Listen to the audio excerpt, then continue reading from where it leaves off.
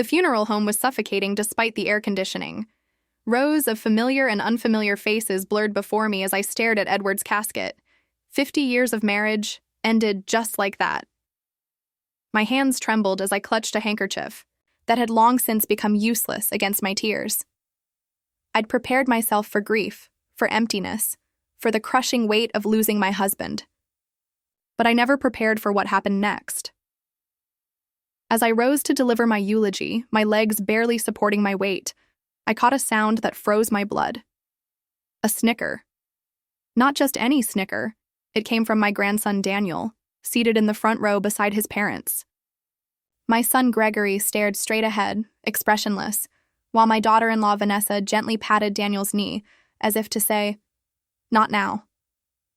I faltered, but forced myself to continue, my voice breaking as I shared memories of the man I thought. Before we continue, comment where you're watching from and subscribe to the channel. We'd love to see how far our stories are reaching. I knew.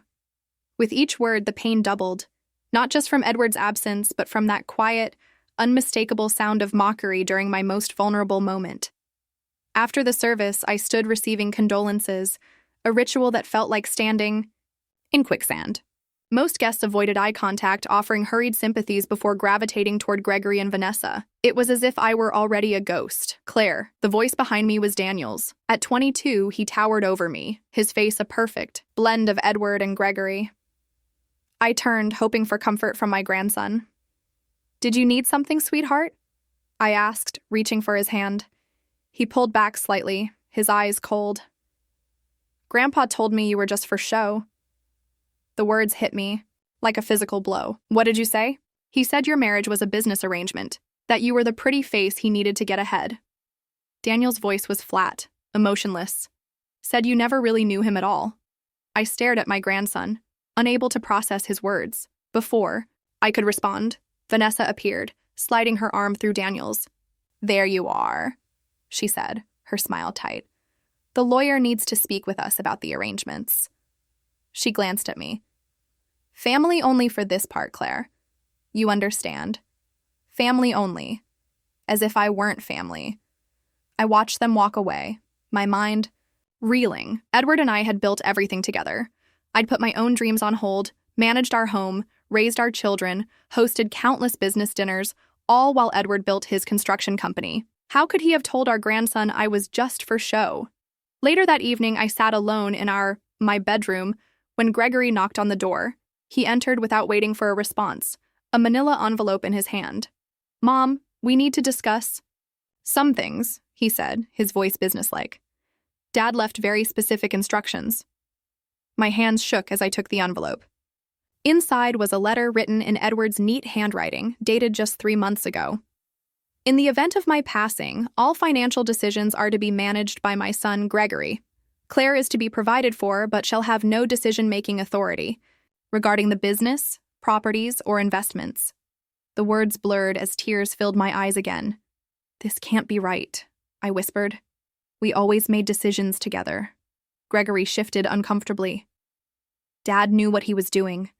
He wanted to make sure everything was handled properly. "But this is my home too. Our life together." "Mom," Gregory interrupted. "Dad built everything from nothing. He knew best how it should be managed." He hesitated. "Vanessa and I think it would be easier if you moved into the guest house.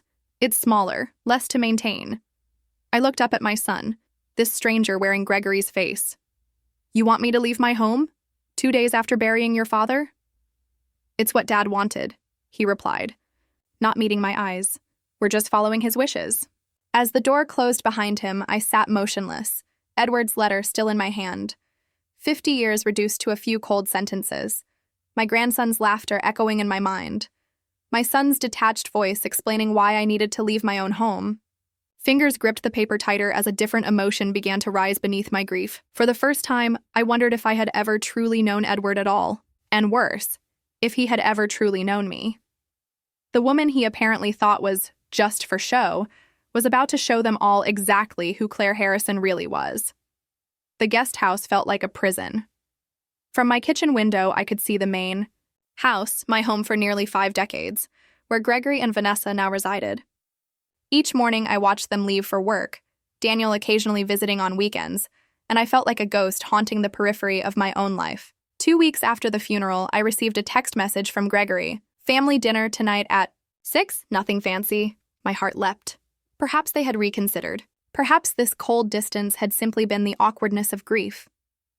I spent hours preparing myself, choosing a simple blue dress Edward always liked, applying makeup for the first time since the funeral. At 5:55, I walked the stone path to the main house, a casserole in hand, Edward's favorite recipe. I knocked, but no one answered. Strange, their cars were in the driveway. I tried the door, unlocked, and stepped inside. The sound of laughter emanated from the dining room.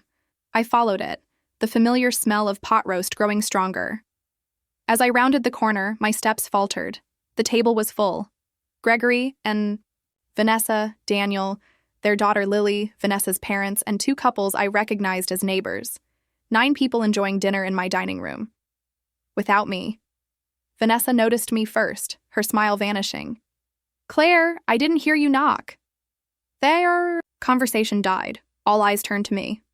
"I received a message about dinner," I said, my voice smaller than I intended. Gregory's face flushed. "Mom, that was for next week. I'm sorry if there was confusion." The casserole dish grew heavy in my hands. I knew with absolute certainty that there had been no confusion. The message had been clear. Tonight at 6. "I see," I managed. "I'll leave you to your evening." As I turned to go, I heard Daniel mutter something that made Lily giggle. Gregory didn't reprimand them. Walking back to the guest house, the truth settled over me like a shroud. This wasn't a miscommunication. This was deliberate exclusion. The next day, Margaret, my oldest friend, came to visit. We sat on my small porch, sipping tea as I recounted what had happened. "Claire, this isn't right," she said, her voice tight with anger. "That house is yours too. Edward didn't build the business alone. You supported him every step of the way." Apparently, Edward didn't see it that way. I stared into my teacup. "He told Daniel I was just for show." Margaret set her cup down with such force that tea sloshed onto the table. "That doesn't sound like the Edward I knew for 40 years. He adored you. Did he?" I looked up at her. "Then why would he leave? Instructions cutting me out of everything? Why would he say such things to our grandson?" Margaret leaned forward. "When exactly did Edward say these things to Daniel?" I paused, realizing I didn't know. I'm not sure." "And these instructions of his, when were they written?" 3 months ago." Margaret's eyes narrowed. "When Edward was already sick? When he was on that heavy medication?" I hadn't considered that. Edward had been diagnosed with heart problems. 6 months before his death, the medication had affected his memory, his mood. There were days he barely recognized me. "Claire," Margaret said gently, "how much time did Vanessa spend with Edward during those last months?" The question hung between us. Vanessa had insisted on overseeing Edward's care, controlling his medication schedule, screening his visitors. At the time, I'd been grateful for her help. Now, a cold suspicion began to form. That evening, I found myself standing before the large oak filing cabinet in the guest house. Edward had insisted on keeping duplicate records of everything, a habit from his early days in business. I'd brought the cabinet with me when I moved, though I hadn't opened it in years. The bottom drawer contained personal documents, birth certificates, our marriage license, old tax returns. Behind them, I found a leather-bound journal. I didn't recognize Edward's handwriting filled the pages, his thoughts on business, family, our life together. I turned to entries from the past year. September 15th, Claire picked flowers today and arranged them just the way I like. 49 years and she still remembers these little things. What would I do without her? November 3rd, the medication makes everything foggy. Vanessa says Claire is tired of caring for me, that she complains when I'm not around. Doesn't sound like my Claire, but Vanessa has no reason to lie. December 10th, Vanessa brought papers to sign today. Something about protecting the business for Gregory. Can't focus enough to read it all. Trust Vanessa to look out for family interests. January 5th, confused today. Claire seemed surprised when I told her she couldn't attend the business meeting. Vanessa says Claire agreed to step back from company decisions, but Claire acted like she didn't know. My memory is getting worse. I closed the journal, my hands trembling. This was not the writing of a man who thought his wife was just for show.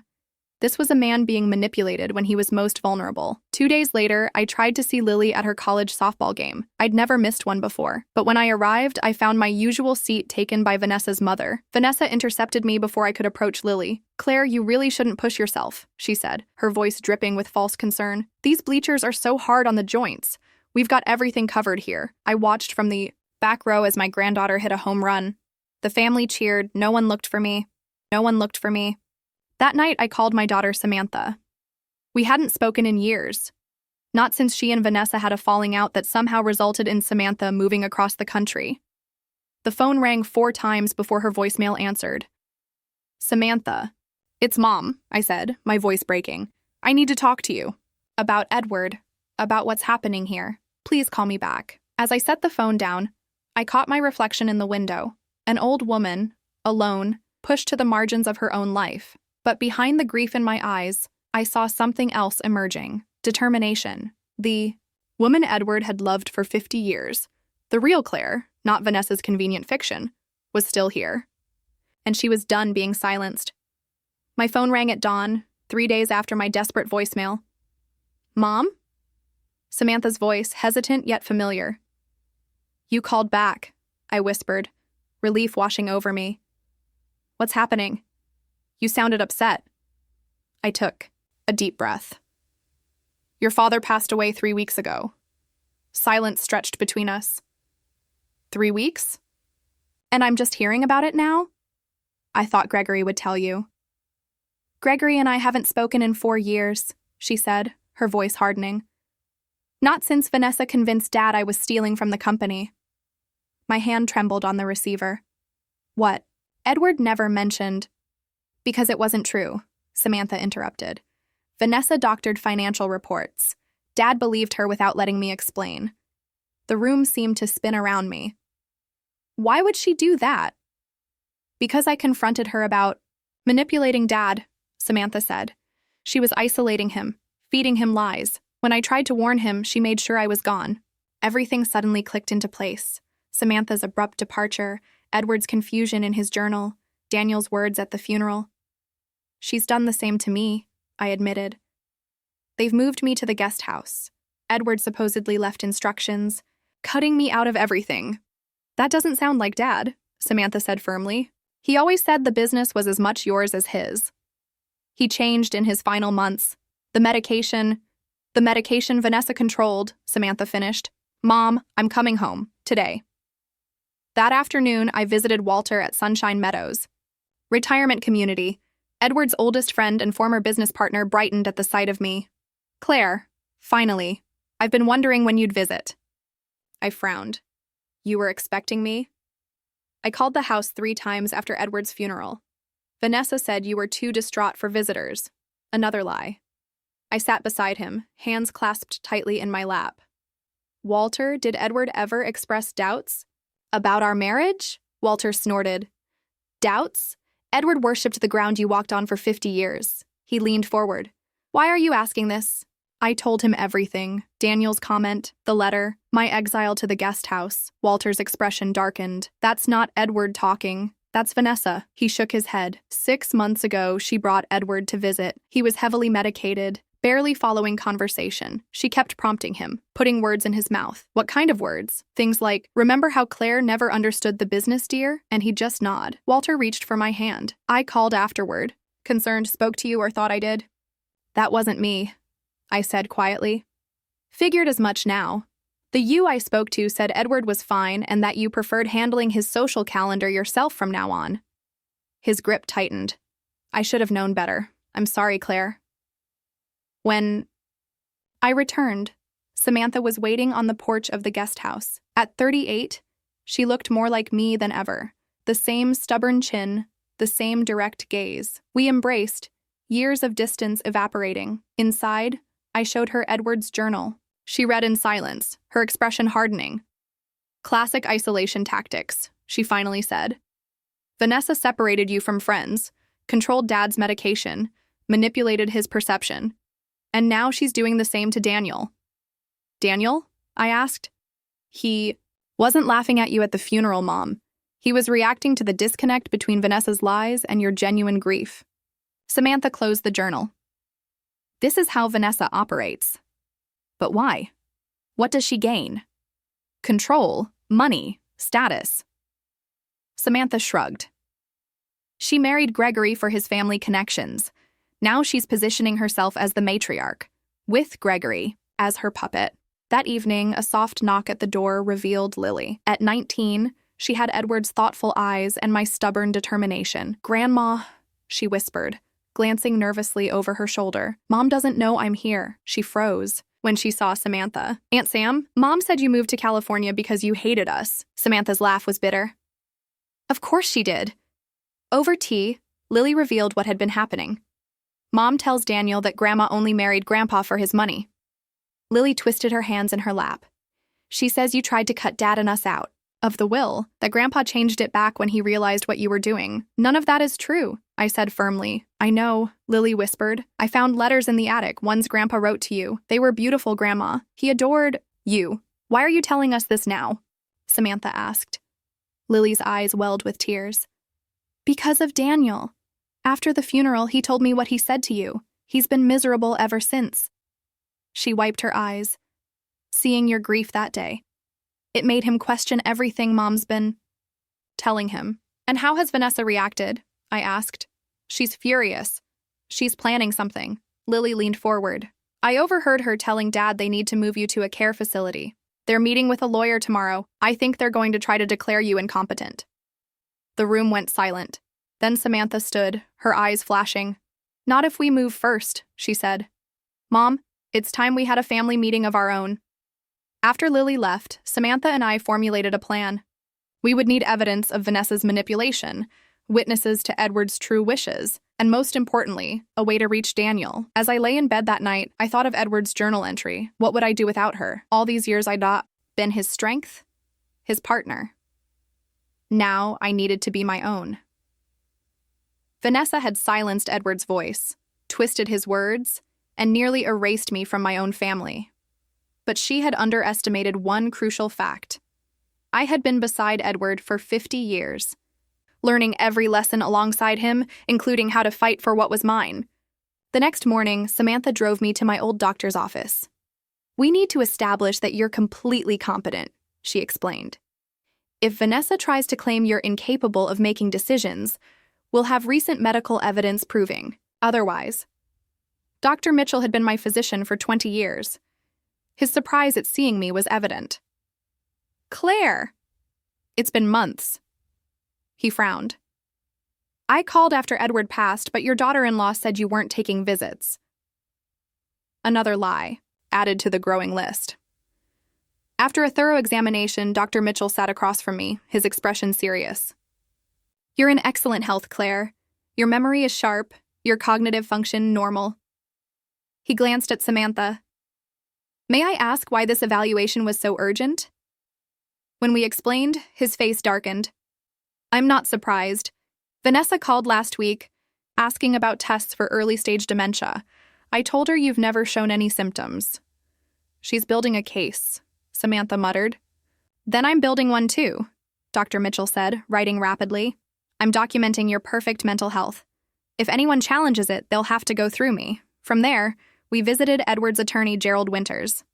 Samantha had called ahead, explaining only that we needed to discuss Edward's final arrangements. Gerald's office was exactly as I remembered, mahogany shelves lined with law books, the scent of leather and old paper.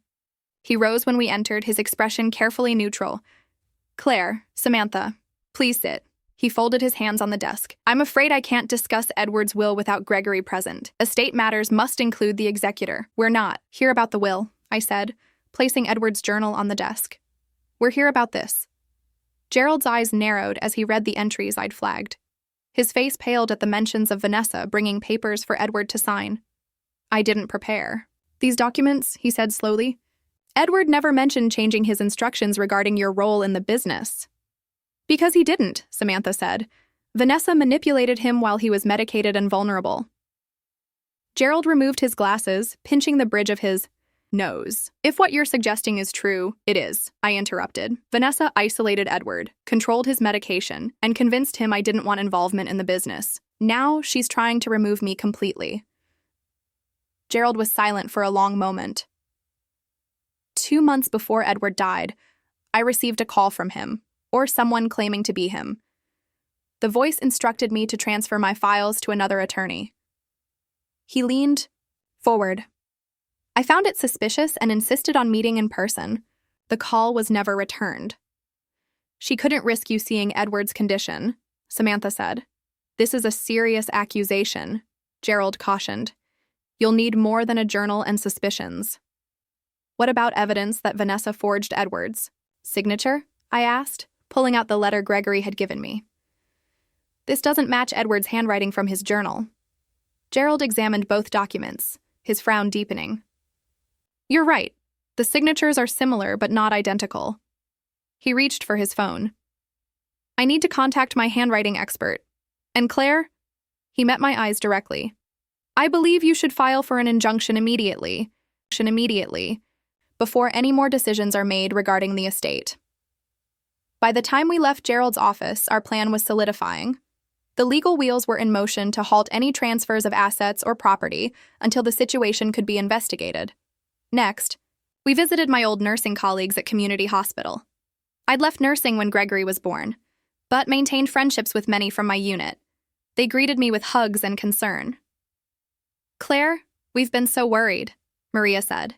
We sent flowers after Edward passed, but never heard back. Vanessa must have intercepted them, Samantha muttered. Over lunch in the hospital cafeteria, I explained our situation. Their outrage was immediate and vocal. That woman has some nerve, Maria fumed. We'll all testify to your mental capacity, if needed, and we'll be there at any family meeting you arrange.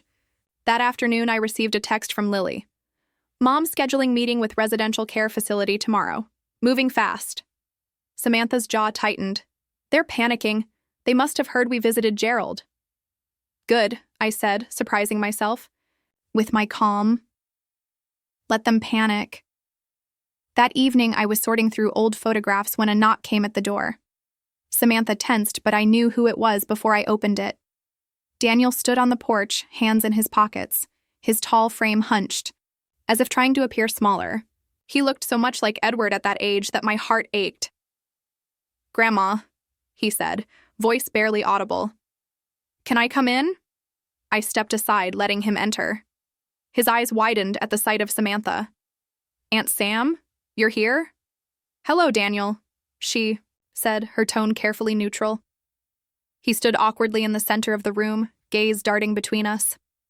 I didn't know if you'd want to see me after what I said at the funeral. Why did you say it? I asked quietly, his face crumpled. Mom told me that's what Grandpa always said, that your marriage was just for show, that you never loved him. He swallowed hard, but then I saw how broken you were at the funeral, and it didn't make sense. You couldn't fake that kind of grief. No, I agreed, you can't. Lily found me crying in my room afterward. She told me about the letters she found, the ones Grandpa wrote to you. He looked down. I've been thinking about it ever since, about all the things Mom has told me about you. And? Samantha prompted. And I don't think they're true. He looked up, his eyes shining with unshed tears. I heard Mom and Dad talking about putting you in a home. They said you're losing your mind, but you're not, are you? No, Daniel, I'm not. I gestured to the armchair. Sit down. There are some things you need to know. For the next hour, we showed him Edward's journal, the medical evaluation, the evidence of forged signatures. With each revelation, Daniel's expression shifted from confusion to horror to anger. Why would Mom do this? He finally asked. Power. Control. Money. Samantha said bluntly. Vanessa wanted to be the matriarch of this family, and I was in her way. Now your grandmother is. Daniel shook his head. I can't believe I fell for it. That I said those things to you, Grandma. I took his hand. You were manipulated, just like your grandfather was. The question is, what will you do now that you know the truth? He straightened, a flash of Edward's determination crossing his face. I want to help. Tell me what to do. As Daniel left that night, a plan firmly in place, I felt something I hadn't experienced since Edward's death. Hope. The silent widow was finding her voice piece by piece, person by person, and soon everyone would hear it. 2 days later, Gregory called. His voice was strained, formal. Mom, we need to discuss some arrangements for your future care. Vanessa has organized a family meeting tonight at 7. The guest house isn't suitable for your needs anymore. I kept my voice steady. I appreciate your concern, Gregory. I'll be there. Good. There will be a specialist present to evaluate your... I'm bringing Samantha, I interrupted. Silence. Then, Samantha is here? She arrived the day after I called, to tell her about her father's death. The call you should have made, Gregory cleared his throat. I didn't think she'd want... 7 o'clock, I said firmly. We'll be there. I hung up before he could respond. Samantha looked up from her laptop, eyebrow raised. They've scheduled their ambush, I confirmed. Tonight at 7. Perfect, she said. So has Gerald. Gerald Winters had moved with remarkable efficiency. By noon, he had filed for an emergency injunction to freeze all estate assets. By 3, he had obtained a court order requiring full disclosure of all documents related to Edward's final arrangements. By 5, he had assembled a team that included a handwriting expert, a neurologist specializing in medication effects on cognitive function, and a detective who specialized in elder abuse cases. At 6:30, Samantha's phone buzzed with a text from Daniel. Everything ready. Mom clueless. At 6:50, we walked the stone path to the main house. My heart hammered, but my steps were steady. This time, I didn't knock. I used my key, the one Vanessa didn't know I'd kept. The scene in the living room was exactly as we'd anticipated. Gregory sat stiffly on the sofa. Vanessa stood by the fireplace, elegant in a gray dress that seemed deliberately chosen to convey seriousness. Daniel and Lily sat together on the love seat, faces carefully blank. A thin man with wire-rimmed glasses occupied an armchair, a leather portfolio on his lap. Vanessa's smile faltered when Samantha followed me in. Claire, this is a family matter. We didn't expect... My daughter is family, I said simply. Gregory stood, his discomfort evident. Samantha, this is unexpected. Obviously, she replied coolly. Vanessa recovered quickly. Well, this is Dr. Pierce. He specializes in geriatric care and cognitive assessment. Dr. Pierce nodded. Mrs. Harrison, I understand your family has concerns about your memory and decision-making capacity. Do they? I smiled. How interesting, considering my own physician gave me a perfect cognitive assessment just yesterday. Vanessa's eyes narrowed. That's not... A knock at the door interrupted her. Daniel rose. I'll get it. He returned with Gerald Winters, followed by my friend Maria and 3 other nurses from my old unit. Walter came next, leaning heavily on his cane, but eyes sharp as ever. Last came Dr. Mitchell, my physician, carrying a thick folder. What is this? Vanessa demanded, her composure slipping. This, I said calmly, is the truth. Gregory stood. Mom, what's going on? Who are all these people? Witnesses? Samantha answered. People who know who our mother really is, not the fiction Vanessa created. Vanessa's face flushed. I don't know what you're talking about, but this is inappropriate. We're trying to help Claire. By declaring her incompetent? Gerald interrupted. By moving her to a care facility against her will? By isolating her? From friends and family? Gregory looked bewildered. That's not... We're concerned about her well-being. You weren't concerned when you excluded her from family dinners, Daniel said quietly, or when you moved her out of her own home. Gregory turned to his son, shocked. Daniel? I know what Mom told us about Grandma, Daniel continued, but it was all lies. Vanessa's face hardened. Daniel, that's enough. No, Lily stood. It's not enough.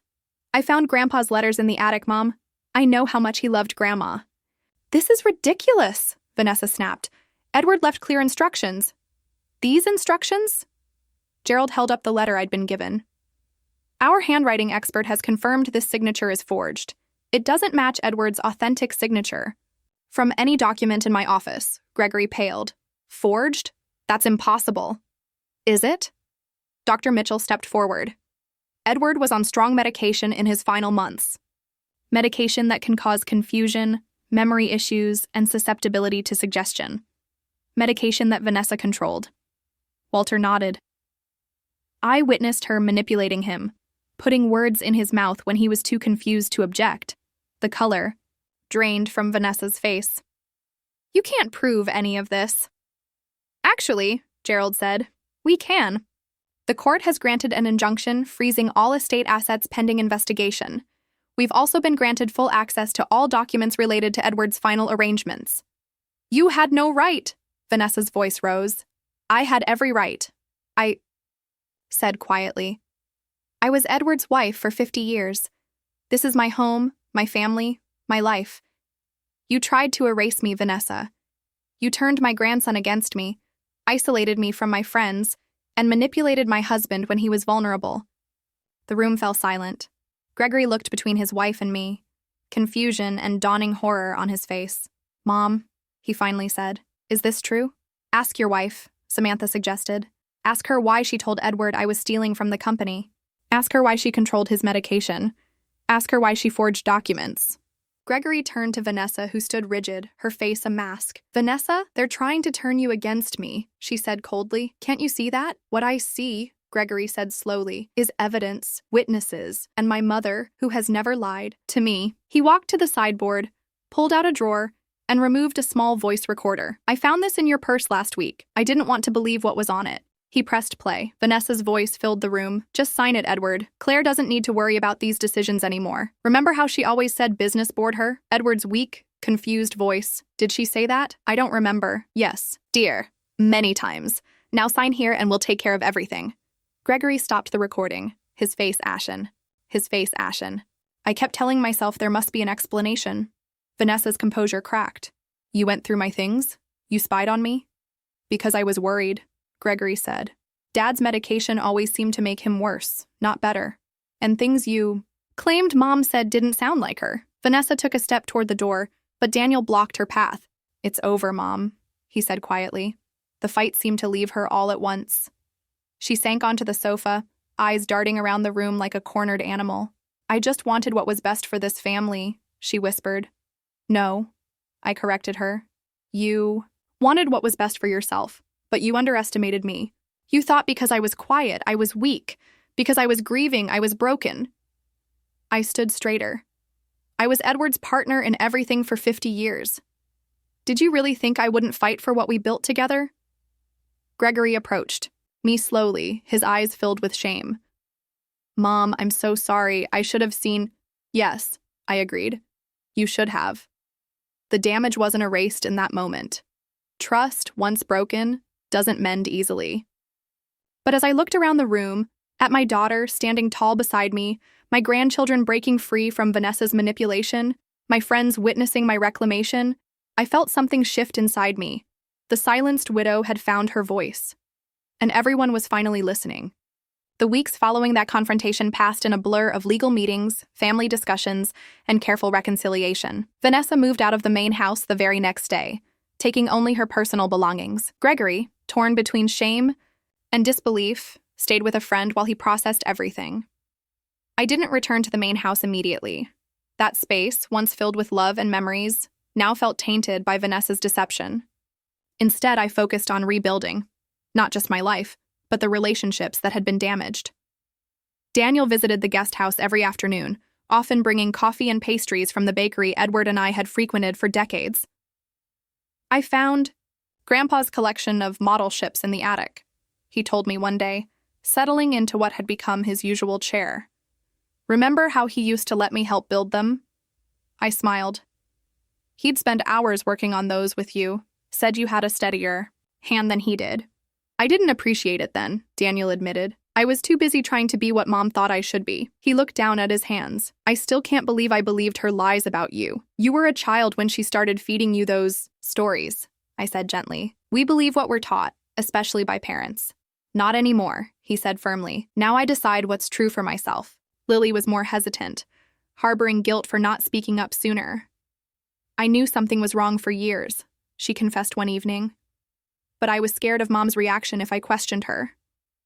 Fear is a powerful silencer, I told her.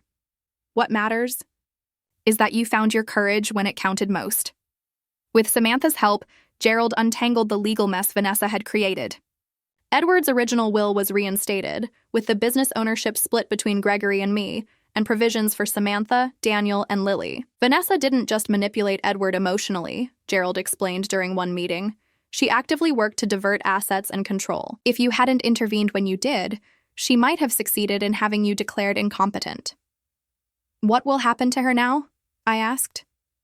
That depends on whether you want to press charges, Gerald replied. There's evidence of fraud, Elder. Abuse and possibly medication tampering. I thought about it for a long time. The damage Vanessa had caused was immeasurable, not just to me, but to my entire family. She'd manipulated Edward in his weakest moments, poisoned her children against me, and nearly stolen everything we'd worked for. Yet revenge wasn't what I wanted. No charges, I finally decided. But I want legally binding protection to keep her from attempting anything like this again.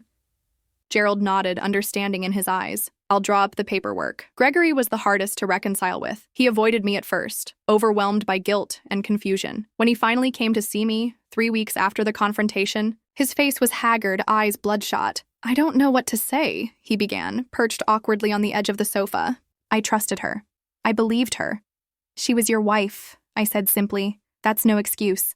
I should have seen through it, should have questioned why she suddenly wanted to change Dad's medication, why she intercepted all his calls. He rubbed his face wearily. I failed him. I failed you. Yes, I agreed, not softening the truth. You did. He flinched, but nodded. But failure isn't the end of the story, Gregory. It's what you do afterward that matters. He looked up, eyes wet. How do I fix this? You don't, I said quietly. Some things can't be fixed, but they can be rebuilt differently, better. Slowly, carefully, we began the process of rebuilding. Not as we had been before, that was impossible, but as something new, with eyes open and boundaries clear. By the end of the summer, I felt ready to make decisions about the future. I called a family meeting, a real one this time, with everyone who truly cared about me present. We gathered in Walter's garden, neutral ground that held happy memories for all of us. Gregory, Samantha, Daniel, and Lily sat around the patio table, faces turned toward me expectantly. I've been thinking about what comes next, I began. The main house holds too many painful memories now. I've decided to sell it. Surprise registered on their faces, but no one objected.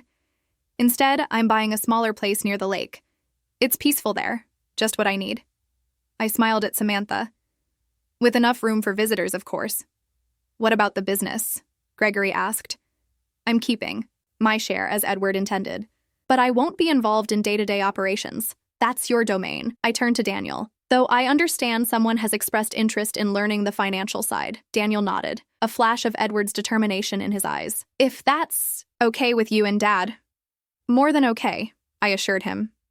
And the rest of the estate? Samantha asked. Divided as Edward originally planned.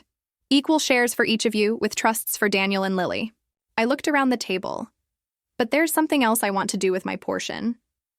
I outlined my plan to establish a support foundation for elderly people facing manipulation and abuse. Using my nursing background and painful experience, I wanted to create resources for those who might be silenced as I nearly was.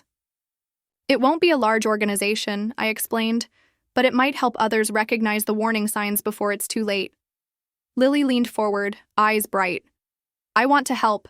My psychology classes would be perfect for this. I reached for her hand. I was hoping you'd say that. After the meeting, as the others chatted, Gregory approached me privately. I filed for divorce yesterday, he said quietly. I nodded, unsurprised. Are you all right? No, he admitted. But I will be, eventually. Vanessa called, tried to convince me it was all a misunderstanding. And I hung up. A ghost of a smile touched his lips. Some voices don't deserve to be heard anymore. 3 months later, I moved into my lakeside cottage. It was nothing like the grand house Edward and I had shared, but it suited me perfectly, bright, peaceful, and mine alone. On moving day, I found Daniel on the dock, staring across the water. I joined him, enjoying the gentle lap of waves against the wood. I never properly apologized, he said, not looking at me, for what I said at the funeral. You were manipulated, I reminded him. Still. He turned to face me. I'm sorry, Grandma, for laughing when you were in pain, for believing the worst about you. I studied his face, so like Edward's, yet uniquely his own. I forgive you, Daniel. Now you need to forgive yourself. He nodded, blinking rapidly. Besides, I added, if you hadn't laughed that day, I might never have found the strength to fight back. Sometimes pain is what we need to find our voice. That evening, I sat on my new porch watching the sunset paint, the lake in gold and crimson. Daniel and Lily were setting up the grill, while Samantha and Gregory carefully navigated their still fragile relationship over glasses of wine. They weren't perfect. We weren't perfect. But we were real now, the pretense and manipulation stripped away. I thought of Edward, wondering what he would think of all that had happened, of the way I'd fought for our legacy, our family, my place in it all. The widow had been silenced, but only for a time. Now my voice, quieter perhaps than some, but steady and true, would continue his story. Our story. And that, I decided as I watched my family gather in the fading light, was the most beautiful victory of all.